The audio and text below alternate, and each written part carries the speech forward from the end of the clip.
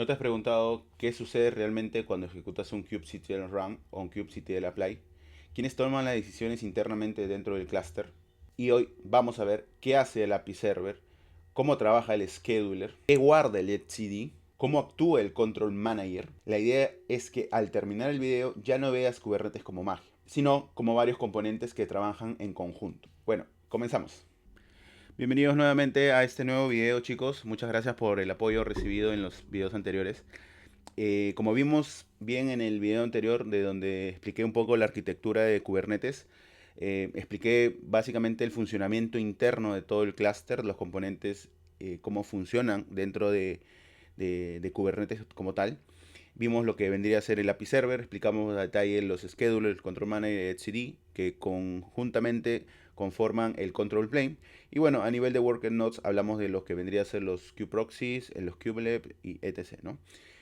Hoy en día lo que queremos ver, y justamente quería retomar, era sobre el video anterior, en donde indiqué que el próximo video iba a ser instalar Minikube, crear nuestro primer clúster y desplegar aplicaciones, o bueno, entender los objetos básicos de Kubernetes como tal, ¿no?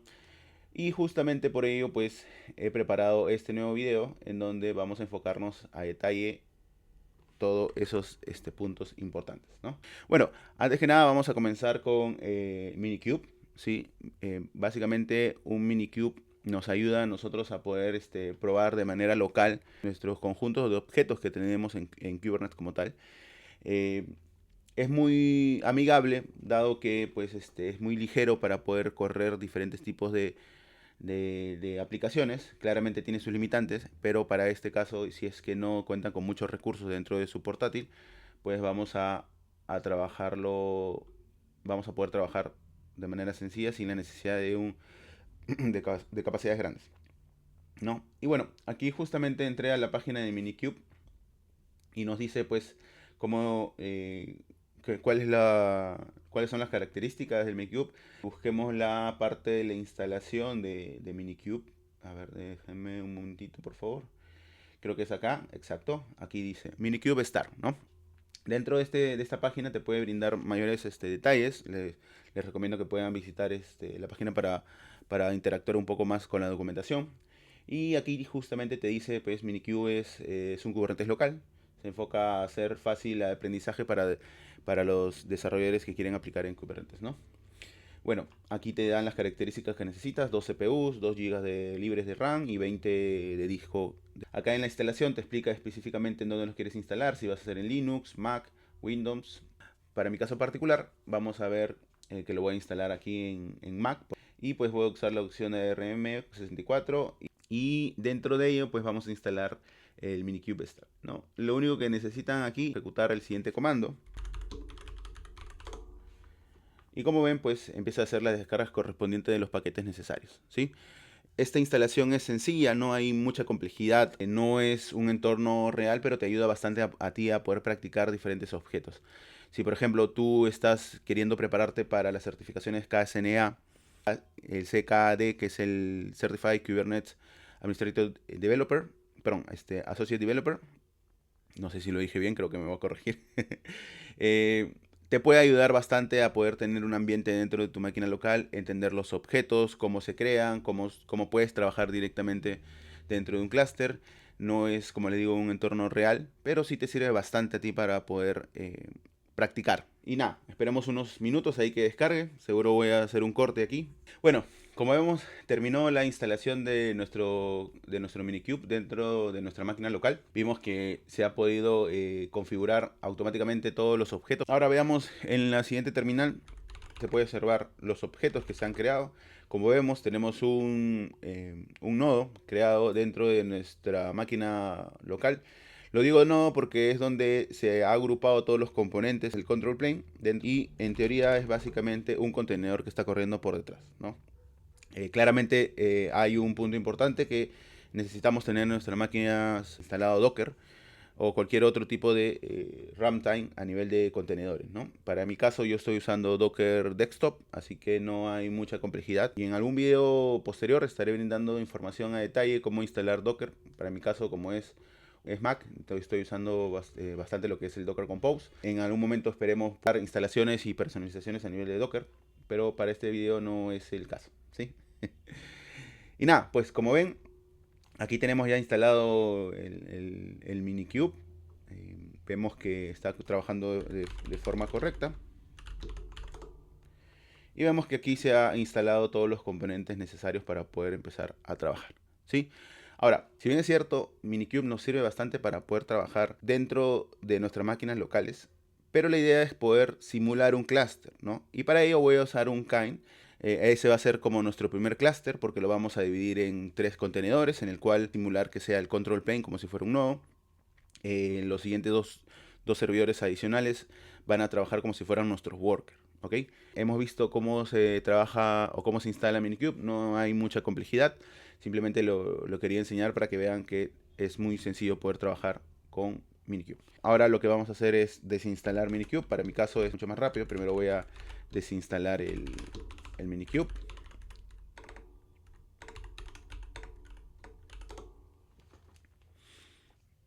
Y ahí esperemos unos minutos que pueda terminar la desinstalación. Y luego simplemente voy a quitar mediante bind justamente el Minikube, ¿sí? Justo acá se acaba de desinstalar. Y ahora voy a hacer lo mismo dentro del bind para el Minikube, para tenerlo todo limpio, ¿no? Y solamente para corroborar voy a ver si realmente algún contenedor se encuentra activo. Y como vemos no hay ninguno activo en este momento, ¿ok? Bueno, para este laboratorio vamos a usar Kind. Kind significa Kubernetes en Docker, ¿no? Y nos permite crear clústeres locales usando contenedores Docker. Primero necesitamos tener Docker instalado, como les había mencionado previamente. En Mac es bastante simple. En Linux puede seguir la documentación oficial, o bueno, a la documentación oficial de Kind. Y aquí vamos a poder observar cómo es toda la documentación y todo el procedimiento necesario para poder crear el clúster, ¿no? Instalar y usar el Kind como tal, ¿no? Acá pueden ustedes investigar en mayor detalles cómo iniciar en la instalación, ¿sí? Los binarios, específicamente Linux, Mac y Windows, ¿no? En los tres podemos trabajar directamente. Pero para nosotros, como estamos trabajando ahorita en Mac, vamos a usarlo y van a ver que es fácil poder instalar Kind. Se descarga de la misma forma las paqueterías necesarias. Y una vez que tenemos este Kind ya instalado, lo que hacemos es validar la versión de Kind como tal, ¿no? Kind necesita que esté ejecutándose Docker, como les había mencionado. Hay que evaluar que realmente no haya ni un contenedor corriendo para que no genere conflictos al momento de levantar nuestro clúster. Y ahora lo que vamos a hacer es crear un clúster. Cree tanto el control plane como 2 worker nodes, ¿sí? Y cada uno de estos va a ser simulado internamente por un contenedor. Entonces para ello pues tengo aquí un manifiesto, el cual es sencillo. Dentro del Kind también te indica cómo poder instalar. Y acá te dice cómo podrías tú correr tu clúster de manera sencilla sin necesidad de un YAML. En mi caso, como yo estoy creando con un manifiesto, creo que por acá debe estar abajo, si no mal no recuerdo. Yo he creado ciertas configuraciones. Aquí estoy configurando un multinodo de clúster mediante Kind con una simple configuración, ¿no? En el Kind es indicarle que se vaya a crear el clúster, bueno, básicamente el objeto de clúster con el API version. En este caso es la que estamos viendo aquí, de la misma documentación. Y los nodos que se vayan a crear, que en este caso serían cada uno de ellos. Aquí estaremos creando entonces un control plane y 2 worker nodes, simulando un clúster. Esto nos va a servir a nosotros para poder entender cómo funciona la arquitectura, más no sería similar a un ambiente real, ¿no? Ahora vamos a crear el clúster, ¿sí? Vamos a colocar aquí el nombre del clúster, que justamente es el nombre que yo le voy a dedicar. Entonces cuando se cree va a crearse demo-worker1, demo-worker2, demo-control plane, ¿ok? Y aquí es donde yo tengo que indicarle cuál va a ser la configuración que yo le estoy brindando, que en este caso sería la configuración del archivo que acabo de crear, ¿no? Y con esto pues automáticamente el binario del Kind lo que va a hacer es preparar los nodos, empezar a escribir las configuraciones correspondientes e iniciar el control plane. Una vez iniciado el control plane pues va a inicializarse lo que vendría a ser los workers, ¿no? Como tal, ¿no? Unos minutos mientras que termina y bueno, como vemos ya terminó. Aquí el comando que nos indicó el output es básicamente para que puedas usar el clúster como tal. Te brinda cierta información a nivel del output que se genera. Y pues te indica que el control play está corriendo de manera local mediante el puerto 54043. El core DNS está corriendo dentro de la misma máquina local, pero por el puerto 54043. Dentro de tu máquina local ya tienes el clúster como tal. Pues aquí vemos que ya está listo el nodo del control plane, worker 1 y worker 2, ¿no? Ahora, cabe resaltar que hay un punto importante, que cuando nosotros instalemos desde cero, necesitemos ejecutar comandos a nivel de kubectl. Si no lo tienes, te sugiero que puedas instalar los comandos de kubectl, ¿no? Entonces, para ello podemos observar aquí que si necesitas instalar estos binarios, estas herramientas, aquí te indica también cómo puedes hacer esa instalación. Yo lo uso bastante con el Package Manager, sí, lo podría hacer por el binario, pero aquí vemos diferentes tipos de configuraciones. Y listo. Bueno, ahora, una vez que ya evaluamos cómo están los nodos, están corriendo de manera exitosa, vamos a ver qué pods se han creado dentro de nuestro clúster como tal. Creo que voy a contarlos aquí, deben ser 13, ¿sí? Porque estoy contando el header, 1, 2, 3 y 13. Y tenemos el DNS, el etcd, justamente lo que les mencioné en el video anterior, los API Server, los Control Manager, los Proxy y los Schedulers, ¿no? Hay algunos otros pods que en este caso no lo vamos a hablar o no vamos a tocar en este video, porque para un ambiente real pues no es necesario, ¿no? El KNet no es necesario, ni el localpath. Esos son configuraciones que viene todo por defecto dentro de este binario, que te ayuda a ti a simular que fuera un clúster, ¿no? No hay necesidad de conversar o comentarlo en este video. Y pues una vez ya evaluado que tenemos nuestro kind instalado, lo que vamos a hacer ahora es reiniciar el clúster, ¿sí? Porque cuando tú instalas por defecto, como lo hemos hecho nosotros con este manifiesto, el clúster, no se activan ciertos logs. Por ejemplo, no vamos a ver el primer componente que estamos viendo acá, que es el API Server. Yo lo que quería era revisar los logs de ese componente. Pero si se dan cuenta, pues están muy acotados los logs. Y lo que nosotros tenemos que ahorita identificar cómo realmente trabaja o cómo es que interactúa internamente con todos los componentes del control plane, necesitamos activar los logs, ¿ok? Y para ello, pues primero necesitamos eliminar el kind, o bueno, el cluster que nosotros hemos definido en este momento. Entonces vamos a hacer lo siguiente. Perdónenme.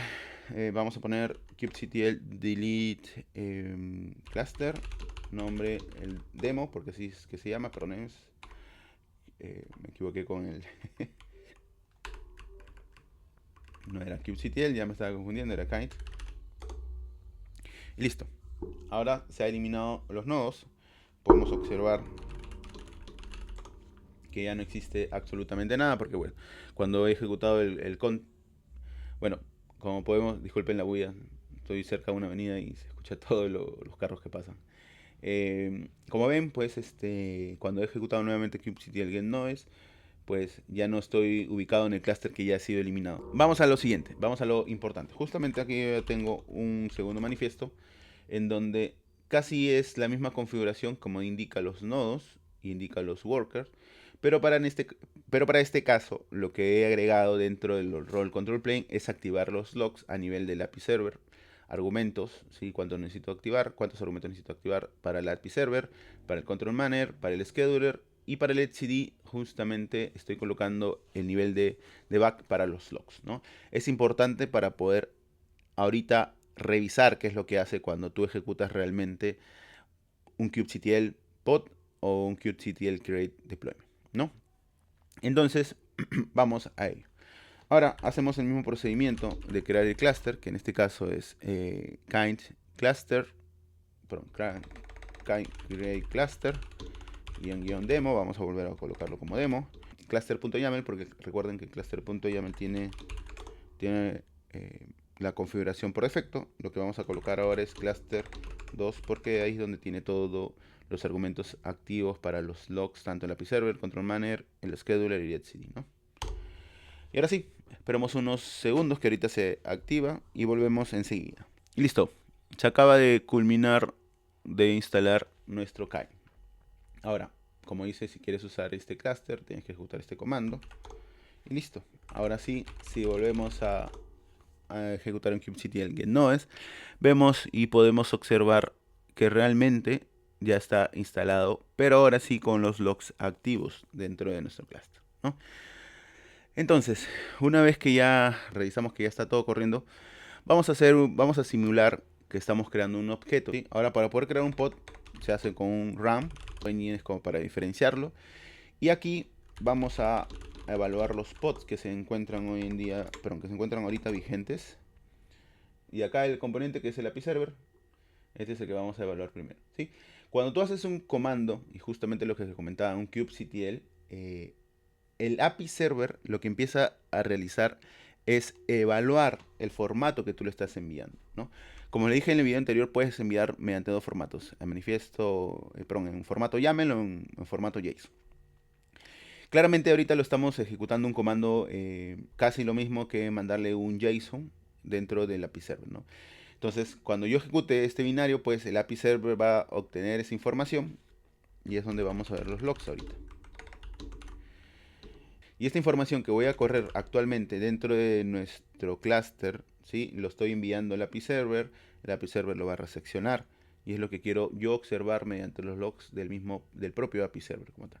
Como ven, simplemente he ejecutado para poder observar los logs del pod, en este caso el API Server Demo Control, así le he generado el nombre, del namespace kubesystem, ¿sí? Porque aquí se encuentra, si se dan cuenta en la columna, en la primera columna, se encuentra aquí ese pod corriendo, pero en el namespace kubesystem, y lo que necesito validar es si realmente está creando un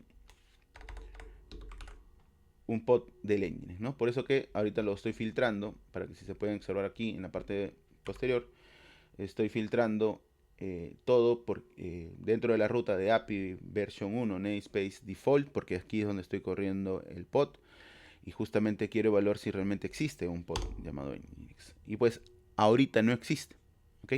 Pero si yo ejecuto ahora el comando, como estamos viendo aquí, perdón, era image, no image, imagen. Aquí pueden observar ustedes que ya se creó el pod, ¿no? Entonces, una vez que nosotros hemos creado nuestro contenedor, como están viéndolo acá, de Nginx, y observamos nuevamente los logs, ¿qué sucede?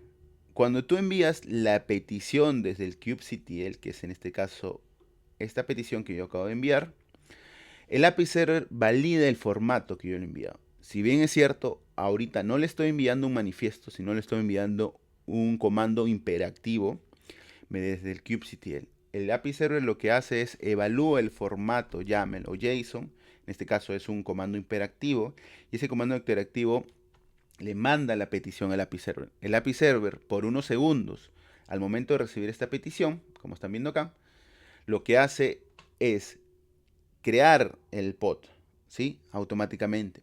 Y por unos segundos el pod se queda en pending, ¿sí? Es milésima de segundos, porque la ejecución solamente quedó en el API Server. Entonces, él no sabe en dónde debe desplegar. Automáticamente, el scheduler lo que realiza es no recibe una llamada directa, ya que el trabajo del scheduler no es estar esperando la llamada del API Server, sino que el scheduler lo que hace es hacer un watch consecutivamente todo el tiempo, por eso que en el video anterior indicaba de que está trabajando 24/7, y hace un watch de todos los pods. Y si ve un pod en pending, en esa milésima de segundos, lo que hace el scheduler toma la decisión en dónde desplegarlo, ¿no? En este caso pueden ser tanto en mi worker 1 como en mi worker 2, ¿ok? Entonces, toma esa decisión e indica que puede desplegarlo tanto en el worker 1 como en el worker 2. Claramente, como es un pod sin muchas configuraciones avanzadas, lo único que evalúa es que no se quede en pending el scheduler, en este caso este componente, ¿ok? Y le asigna mediante un binding, este se le llama binding, que vendría a ser una configuración de manera interna a qué nodo vaya a poder construirse ese pod, ¿no? Entonces, en resumen, el scheduler no recibe una llamada directa, ya que el trabajo del scheduler es continuamente hacer un watch de todos los pods, y si ve un pod nuevo sin nodo, el scheduler toma la decisión en dónde desplegarlo. Claramente, como es un pod sin muchas configuraciones, lo único que tiene que evaluar es si el formato está adecuado o no, ¿no? ya en configuraciones más avanzadas, pues se evalúa otros tipos de datos, que en este caso no lo vamos a revisar en este video, ¿no? Entonces, automáticamente lo que hace el scheduler, como toma referencia en este momento en milisegundos, que no tiene un nodo dedicado, pues aquí vamos a ver justamente lo que quería ver. El control plane, que es justamente en donde resecciona esa llamada del API server, que es el 4, como están viendo acá el 4. El API server empieza a traer la información del mismo engine, que en este caso sería el pod, y ahora sí el agente, que en este caso les mencioné en el video anterior, que es el kubelet, que está monitoreando, le dice, ok, acabo de ver que hay un pod que está asignado a mí, ¿no? En este caso el kubelet del worker, vamos a poner el worker 1. Entonces voy a tomar esa referencia y lo voy a construir aquí, ¿sí? Y aquí, justo como ven, el kubelet toma esa petición que nos mandó el scheduler y lo construye dentro del nodo worker 03, que en este caso sería el worker 1, como están viendo acá. En resumen, el scheduler lo que hace es hacerle binding al pod, ¿sí? Le crea el nodo en donde tiene que desplegarlo porque no has colocado ninguna información adicional, solamente has colocado un comando imperativo, que es el que estamos viendo acá, y ese automáticamente lo que hace es genera que el scheduler le genera un binding, y ese binding le dice, el nodo 1 vas a construirte, ¿ok? Y le agrega el nombre del nodo, que en este caso sería el demo worker, ¿ok? Y una vez que ya lo tiene, el agente, que es el kubelet, que le vengo indicando acá, el agente que es el kubelet, lo que hace es detecta que hay un pod asignado a su nodo, que en este caso vamos a ponerlo también aquí, detecta este kubelet, ¿ok? Detecta el agente, que es el kubelet, y detecta que el pod está asignado a su nodo y recién crea el pod, como indica en los eventos. Entonces, todo lo que les acabo de explicar en este momento, en más de un minuto creo, Kubernetes lo hace en segundos, porque la comunicación y la interacción que tiene entre los componentes internos lo hace de una manera sencilla, ¿sí? Entonces, solamente para demostrar, si es que nosotros vemos, por ejemplo, y queremos observar los eventos de este pod, aquí también podemos evaluar esto, ¿no? Pero es de una manera más general. Entonces se construye, ¿sí? El scheduler, que en este caso es el nombre del scheduler que va a construir, va a asignar el pod a un nodo, ¿ok? Ese nodo es el demo worker, el 1, el que acabamos de mencionarle. Y una vez que ya está asignado, lo que hace es descarga la imagen, ¿sí? del contenedor, la descarga de manera exitosa, crea el contenedor e inicia el contenedor. Entonces todo ese proceso, cuando le mandas el kubectl run, luego va al API server, el API server recibe la petición, el scheduler lee en ese momento que el pod simplemente está en pending y está buscando en qué nodo va a desplegarse, el scheduler le asigna el nodo worker, el scheduler le asigna el nodo en donde va a desplegarse, y una vez que ya le asignó, el kubelet empieza a leer de manera constante en ese momento si hay algún pod asignado a su nodo. Si lo encuentra, que en este momento lo ha encontrado, lo que hace es, ok, vas a construirte aquí. Y una vez que ya le gatilló la orden de que se construya en el nodo worker 1, que es en este caso el primer evento, pues una vez ya asignado el nodo, lo que hace es empieza a trabajar la descarga de imágenes y todo el proceso que acabamos de ver. ¿Ok?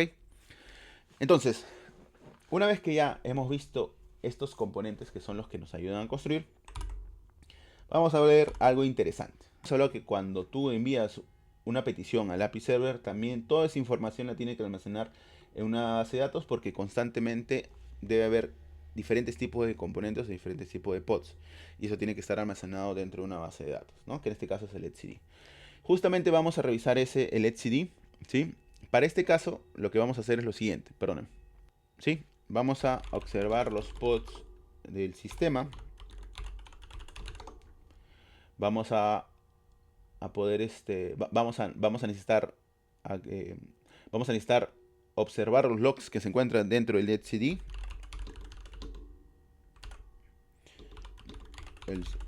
Mediante el namespace donde está trabajando, pero vamos a filtrarlo ahora por Nginx para ver qué sucede. Veremos en este output que no muestra nombres directamente, porque el etcd no entiende pods, no entiende objetos de Kubernetes, solo almacena claves binarias, ¿sí? Entonces, ¿qué sucede? De la misma forma, para poder observar y poder entender cómo es que almacena el etcd, nosotros tendríamos que entrar al nodo. En este caso, el nodo no es un servidor, sino es un contenedor. Vamos a ingresar al contenedor y una vez ingresado al contenedor tenemos que ejecutar algunos comandos para observar qué es lo que construyó, qué es lo que almacena el etcd. En un ambiente productivo, como les mencioné en su momento, pues los etcd tienen que estar también en alta disponibilidad porque aquí es donde se almacena toda la data sensible de los objetos que se van construyendo en tu clúster. Y claramente en su momento vamos a probar backups dentro del etcd y temas de alta disponibilidad con los control plane. ¿Ok? Pero para este caso solamente vamos a entrar a los contenedores, que en este caso lo que les dije es el control plane, ¿no? Entonces, una vez que tengamos el nombre del control plane, para poder ingresar al contenedor, vamos a hacerlo de manera interactiva con el nombre control plane. Y tenemos que entrar mediante formato bash, ¿sí? Me equivoqué. Listo. Aquí ya estamos dentro del contenedor, ¿ok? Si nosotros queremos observar la información dentro del etcd, no vamos a poder tampoco ejecutar ciertos comandos, como por ejemplo el etcd, creo que es el etcd-ctl. Este binario etcd-ctl no lo vamos a poder ejecutar en este contenedor porque este contenedor es muy ligero y no tiene todas las librerías que vamos a necesitar, a diferencia de un servidor. Okay. Entonces para esto, create-ctl ps etcd. Y aquí vamos a poder observar justamente el ID del contenedor, que es el que contiene el etcd. Una vez ingresado, ahora sí vamos a ejecutar el comando y vamos a filtrar por Nginx todo lo necesario. Entonces, aquí vamos simplemente a cambiarle el ID.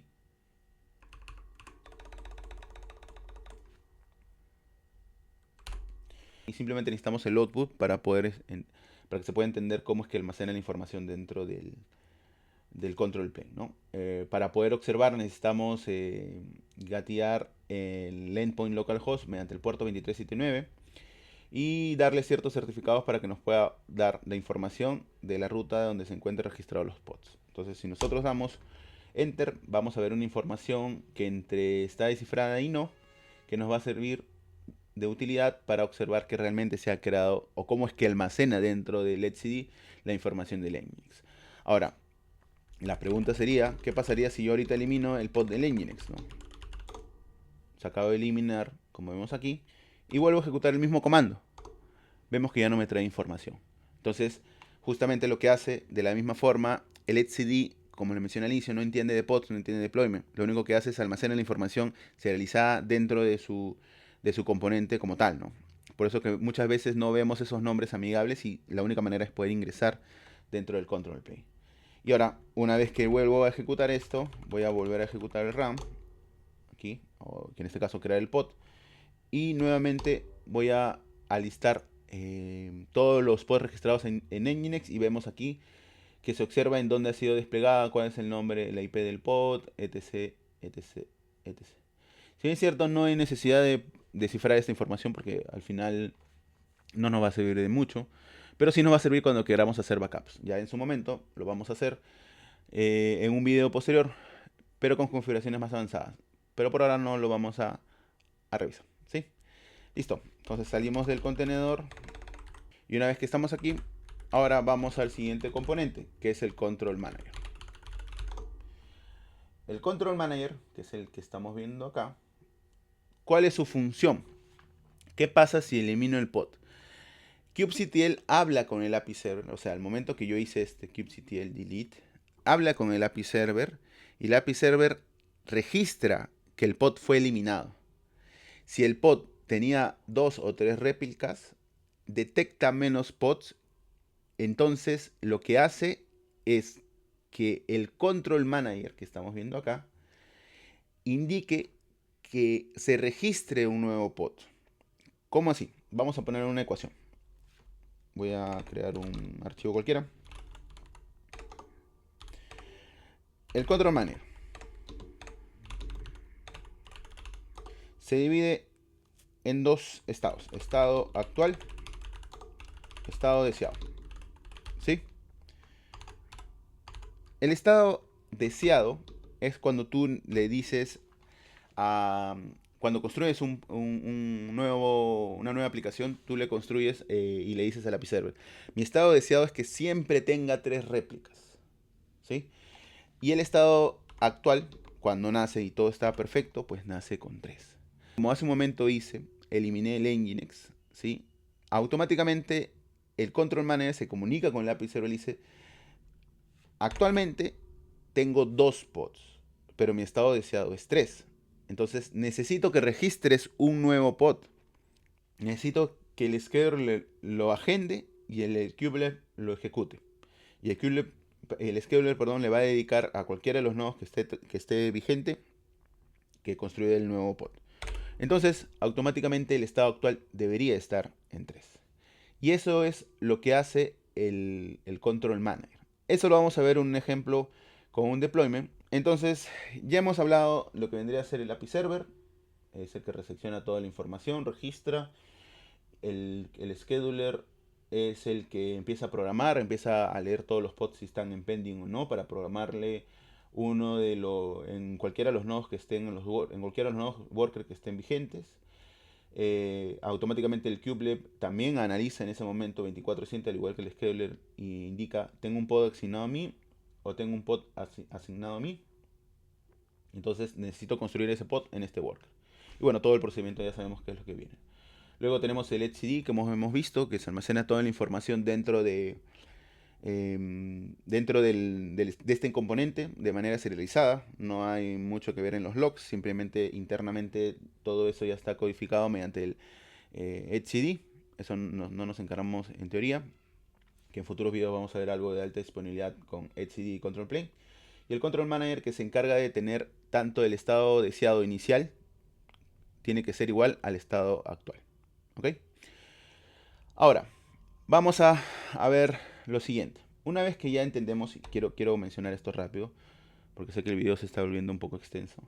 He grabado un montón, ya no me imagino cuál es lo que voy a hacer la edición al final. Ahora, solamente para cerrar el video y cerrar la idea del Control Manager, vamos a desplegar un deployment, ¿sí? No vamos a darle explicación a detalle cómo está estructurado, porque en el siguiente video vamos a explicar cómo se estructuran los pods, para qué sirven, cómo se estructuran los replica sets, para qué sirven, cómo se estructura el deployment y para qué sirven. Vamos a cerrar la idea del control manager en cuál es el estado actual y cuál es el estado deseado, ¿sí? Y para ello tengo un manifiesto que, bueno, en este caso lo podrían usar desde aquí. Pueden buscar aquí deployment example. Entramos aquí. Mucha información tenemos aquí dentro de la documentación oficial. Y pues lo único que necesitamos es crear esto, ¿sí? Vamos a manejar un manifiesto llamado deployment.yaml. El nombre es cualquiera, no hay ningún problema. Y lo único que quiero explicarles es esta parte, ¿sí? Este manifiesto de deployment se va a llamar Joshua, discúlpenme si le pongo otro nombre. Y acá vamos a poder observar que tenemos, o le estamos indicando que vaya a tener réplicas, que en este caso sería el estado deseado, ¿ok? Uy, perdón, me emocioné. Una vez que ya tenemos el manifiesto, lo que vamos a observar es justamente el control manager, aquí donde estamos viendo. Veamos ahora lo siguiente. Vamos a ver, déjeme ver si lo tengo por acá. kubectl, los logs. Vamos a colocar esto. Y vamos a poner con Joshua. Si vemos, todavía no se ha creado nada porque todavía no he ejecutado absolutamente nada. Voy a crear ese manifiesto de manera declarativa. Y se acaba de crear el objeto Joshua, que en este caso es el deployment. Ahora, si yo observo, en este caso, los logs que estamos viendo aquí, ya se puede observar en el Control Manager cómo se ha construido. Van a ver pues la interacción de réplicas de 0 a 1, de 1 a 1, como están viendo acá, justo miren acá, esta partecita, ¿no? Tienes un estado deseado, estado actual, tú necesitas 3, va a comenzar de 0 a 1, empieza a 1 a 1 y así consecutivamente hasta tener 3 de 3, ¿ok? Si nosotros observamos aquí, dentro de los pods que se han visto, tenemos 3 llamado Joshua, pero lo que necesito saber es este aquí, ¿no? El estado actual y el estado, perdón, el estado actual y el estado disponible, ¿no? En este caso.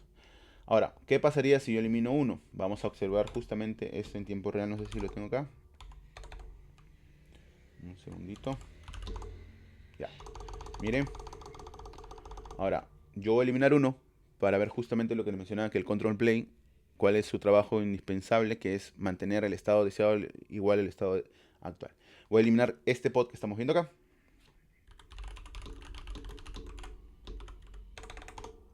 Y justamente lo que, como ven ustedes en el log del control manager, hace todo ese procedimiento mediante el API server se comunica. Si bien es cierto, es un montón de logs, pero no hay necesidad de leer todo, ¿no? Y empieza a decir, ¿no? Mira, tú necesitas tener 3. Ahorita tienes 3 de 2, perdón, 2 de 3 disponibles y se ha terminado uno. Entonces necesito que crees con el API server, ahí también en el log del API server se va a poder observar, crees ese tercero que necesito porque el estado deseado es 3 de 3. Entonces empieza a trabajar, hace lo mismo, empieza a construir y a desplegar el nuevo pod, en este caso dentro del clúster de Kubernetes, gracias al API server, el scheduler. Voy a volver acá. Una vez que tú eliminas el pod, lo que hace el control manager dice el API server, necesito que crees uno, ¿ok? El API server registra ese uno gracias a la ayuda del scheduler que le dije que es el binding. El binding le dedica el nodo una vez dedicado ubica en cuál de los dos le ha dedicado para que se construya el pod. El kubelet como agente lo toma y empieza a construir eso. Entonces, todo ese procedimiento lo está haciendo aquí de manera interna. Y claramente, si nosotros vemos acá, vemos que siempre se va a mantener 3 de 3. Entonces, si se dan cuenta, nosotros hemos visto cómo es que trabaja cada uno de estos agentes, o cada uno de estos componentes, perdón, para poder mantener la aplicación en alta disponibilidad. Claramente no hemos hablado mucho de lo que es escalamiento. Cuando ya toquemos esos puntos, van a ver que todos estos componentes no solamente trabajan en esto, sino trabajan en muchos más casos, que son mucho más avanzados. Estamos viendo la parte básica. Y adicional a eso, hay algunos componentes más que no lo hemos tocado y lo vamos a tocar a futuro, que son la parte de la red. Son tanto los servers y los ingres y toda la parte de red de comunicación entre todos los nodos correspondientemente. Y también en videos futuros vamos a hablar de lo que vendría a ser el storage, que muchas personas se interesan en esta información, porque si a veces necesitas crear una base de datos interna, pues necesitas saber cómo es que se almacena dentro del clúster de Kubernetes como tal. ¿Ok? Bueno, hemos visto solamente cómo se despliega, luego en el siguiente video vamos a ver cómo es la jerarquía de Kubernetes, eh, tanto los deployments, los réplicas como los pods. Y en ese próximo video, como les mencioné, vamos a hablar de estos 3 objetos. Vamos a explicar a detalle cómo es que funcionan los manifiestos declarativos, para qué sirve cada uno de estos y cómo es que tú puedes exponer tu aplicación. Mi nombre es Yoshio Castro. Espero que les haya gustado bastante este video. Hemos complementado lo que fue el primer video de full teoría. Ahora hemos pasado a lo que vendría a ser la práctica de cómo funciona o cómo interactúan los componentes internos del clúster de Kubernetes, cómo es que funciona los kubelets dentro de los workers. Y en el siguiente episodio vamos a ver específicamente deployment, service, ingress, replica set, porque no lo hemos explicado en esta parte, y los pods. Y cómo es que tú expones una aplicación. Espero seguir recibiendo el apoyo que he recibido en estos primeros videos y nos vemos pronto en un próximo episodio. Muchas gracias. Saludos.